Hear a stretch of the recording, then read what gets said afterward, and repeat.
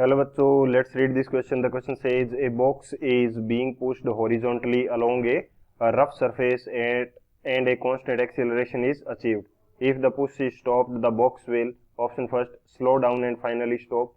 Option second continue to move at constant speed. Option third continue to accelerate at a lower rate. Option fourth stop immediately.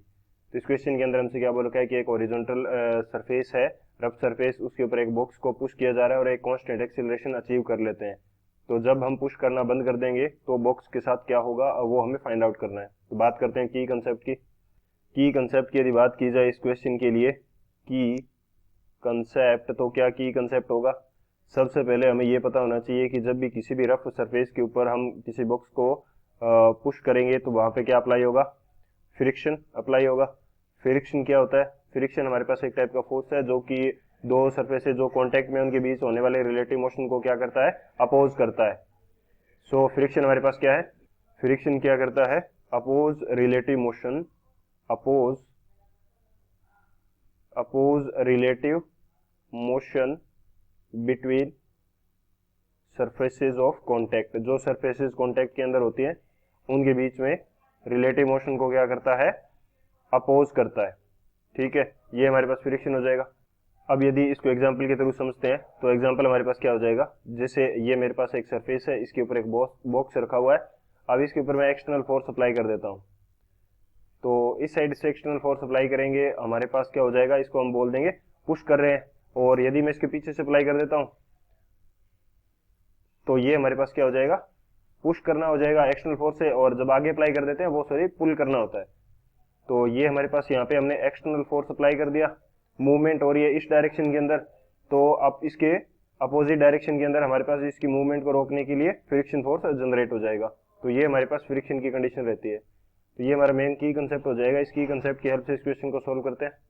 अब यदि बात की जाए solution की, तो solution हमारे पास क्या होगा इस क्वेश्चन के लिए?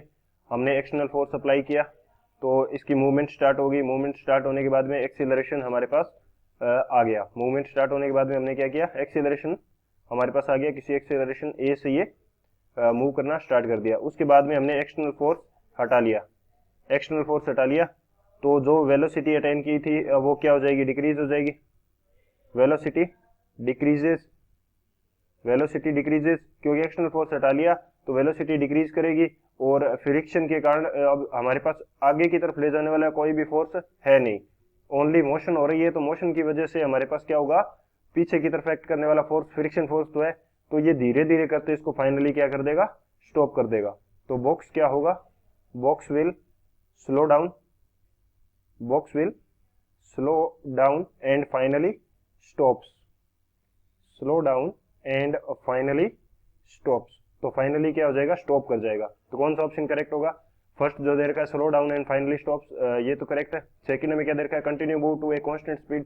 कांस्टेंट स्पीड से कैसे मूव करेगा? जब हमारे पास रफ सरफेस है तो वहां पे फ्रिक्शन तो लगेगा और एक्सटर्नल फोर्स हमने हटा दिया है, तो कांस्टेंट स्पीड से कंटिन्यू मूव करता नहीं रहेगा।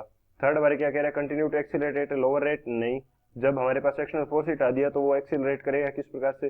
Stop immediately. इमीडिएटली भी स्टॉप नहीं होता, क्योंकि जैसे हम फोर्स हटाएंगे, एक्सटर्नल फोर्स हम हटाएंगे तो इसकी वेलोसिटी डिक्रीज होना स्टार्ट होगी और फाइनली वो स्टॉप करेगा। इमीडिएटली स्टॉप नहीं करता क्योंकि इतना ज्यादा फ्रिक्शन भी नहीं होता है। सो कौन सा ऑप्शन करेक्ट होगा? जो फर्स्ट है वो हमारे पास करेक्ट हो जाएगा। So option A is the final answer. I hope you understood it well. Best of luck. Thank you.